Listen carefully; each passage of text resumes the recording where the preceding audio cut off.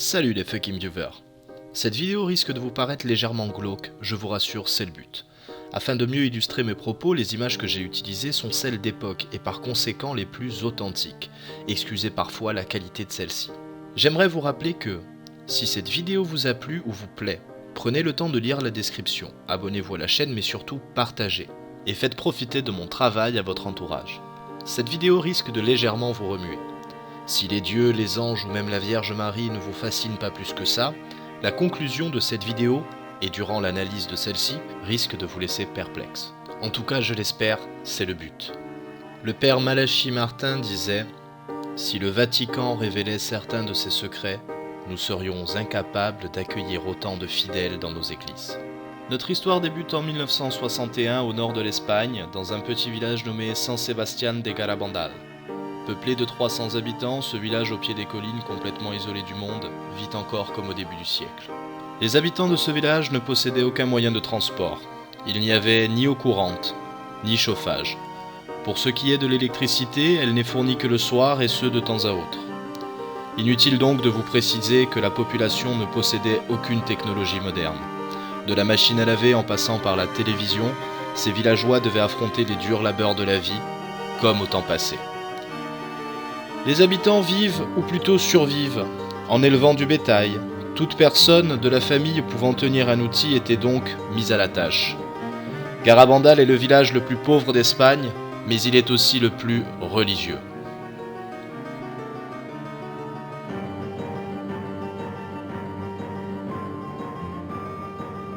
Chaque fin de semaine, le père Marie Chalard parcourt des kilomètres pour rejoindre ce village reculé du monde, et ce afin d'y célébrer la messe et entendre les confessions. Tel était Garabandal en 1961. Les enfants du village jouissaient d'une totale liberté, vivaient en communion avec leur monde. Parmi eux, 4 fillettes, normales et semblables à toutes les autres, mais qui allaient vivre une histoire hors du commun.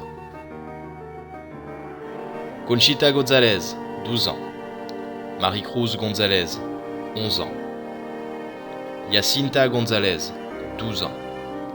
Et Marie-Loli Masson, 12 ans. Le dimanche 18 juin 1961, jouant et riant au pied d'un sentier escarpé, les fillettes rapporteront un bruit. Un coup de tonnerre. Soudain, Conchita renverse sa tête en arrière, les yeux fixés au ciel. Quelques secondes plus tard, ce phénomène vient à frapper ses camarades. Un ange entouré d'une lumière vive se tient devant elle. On dirait un enfant, et en un clin d'œil, il disparaît. Les fillettes redevinrent normales. Partagées entre peur et excitation, elles coururent jusqu'à l'église raconter cela au père Marie Chalard. En quelques minutes, la nouvelle fit le tour du village, mais tout le monde pensa à une farce. Bien des jours se passent, l'histoire commence à être oubliée, mais le 1er juillet, les jeunes filles eurent une nouvelle apparition. À cet instant, l'ange leur adressa ce message. « Si je suis ici, c'est pour vous annoncer une grande nouvelle. Demain, la Vierge Marie vous apparaîtra. » Le 2 juillet, une foule nombreuse attendait l'apparition de la Vierge. Même les plus sceptiques du village étaient là. Vers 6 heures du soir, les fillettes accompagnées de leur cortège se rendaient au pied du chemin de pierre. Quelques minutes plus tard, dans une synchronisation parfaite, elles tombent à genoux. Dans une lumière forte, elles voient une dame, debout, accompagnée de 2 anges. À ce moment-là de l'histoire, personne ne voit la dame. Beaucoup leur posaient la question plus tard, mais à quoi ressemblait-elle ? Dans son journal intime, Conchita l'a décrite ainsi. La Vierge Marie apparaît en robe blanche et manteau bleu, couronnée de petites étoiles. Ses pieds sont cachés, ses mains sont ouvertes. Elle porte un scapulaire sur l'avant-bras droit de couleur marron. Sa longue chevelure ondulée brun foncé est partagée au milieu. Elle a un visage ovale et un nez long et délicat. Sa bouche est très jolie, avec des lèvres plutôt charnues.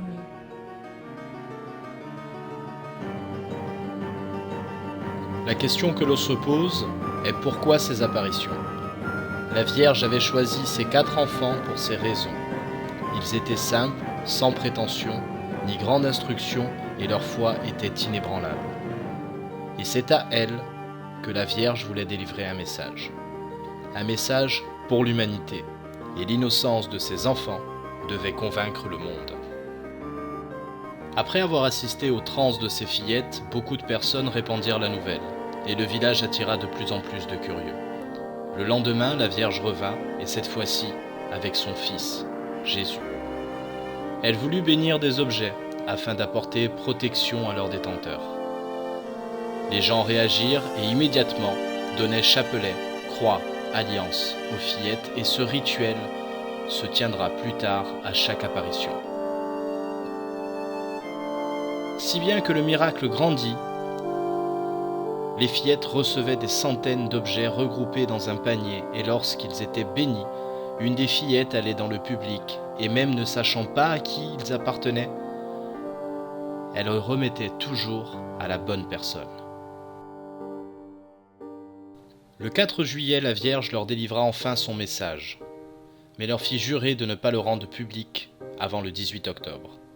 Elle devait d'abord convaincre de son existence avant que le message soit donné.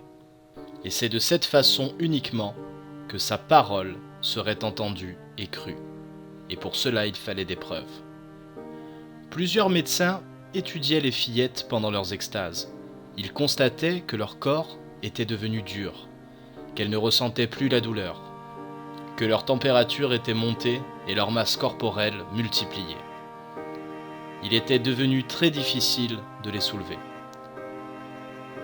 Vers fin juillet, les apparitions se multipliaient, jusqu'à 2 par jour, et passaient de 10 minutes à plusieurs heures. Il arrivait parfois qu'elles tombent à la renverse, elles se cognaient la tête sur le sol, et ce sans jamais se faire mal. Des témoins rapporteront que le choc et le bruit ressemblaient au son que l'on entend quand 2 pierres se percutent. Elles arrivaient aussi à marcher tête en l'air, sans voir le sol, des fois même couraient, et ce sans jamais trébucher, malgré ce sol jonché d'obstacles. En ce début du mois d'octobre, le mystère n'ayant pas été résolu, l'on essayait alors de sortir les fillettes de cette extase. Mais rien à faire, elles restaient de marbre, comme des statues, malgré même les flashs de centaines d'appareils photo. Souvent elles récitaient durant leur transe le « Je vous salue Marie ». Écoutons-les. Es las mujeres y bendito es el fruto de tu vientre Jesús. Pourquoi cela est étrange? Car les fillettes n'avaient pas encore appris ce verset à leur catéchisme, et pourtant elles ne connaissaient même pas la fin, qui n'était même pas prononcée à l'église le dimanche. Le 18 octobre arriva. Des centaines de gens étaient venus malgré des conditions effroyables pour écouter le message tant attendu. Nous devons faire beaucoup de sacrifices, beaucoup de pénitences, visiter fréquemment le Saint-Sacrement. Mais avant tout, nous devons être bons. Si nous ne le faisons pas, un châtiment viendra. La coupe se remplit déjà. Si nous ne changeons pas, le châtiment sera très grand. Beaucoup repartirent déçus car ils attendaient plus, ou autre chose, un moment plus spectaculaire. Les extases se poursuivirent encore tout l'hiver. Les visites duraient pendant des années. Et la Vierge vient à leur donner 2 autres messages.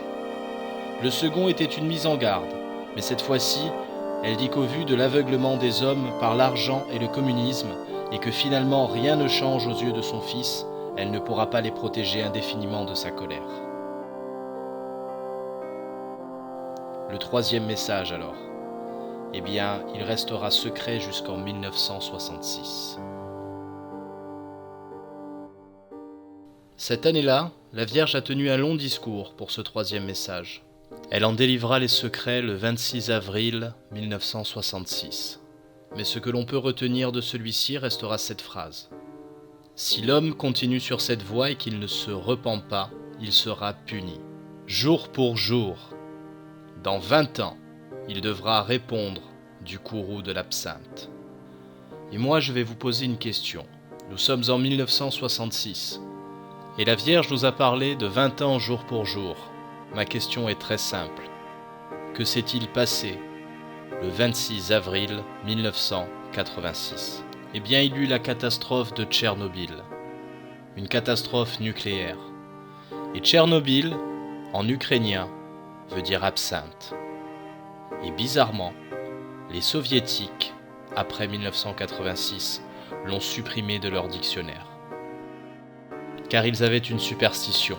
Dans la Bible et dans l'Apocalypse, Tchernobyl, ou plutôt absinthe, était une étoile qui se serait abattue sur la terre pour tuer, rendre les eaux amères et le sol infertile. Coïncidence ou réalité ? Libre à vous désormais de croire ou non à cette histoire. Elle s'est réellement passée. Peut-on douter de la sincérité de ces 4 petites filles ? Je ne pense pas. Alors que s'est-il réellement passé ?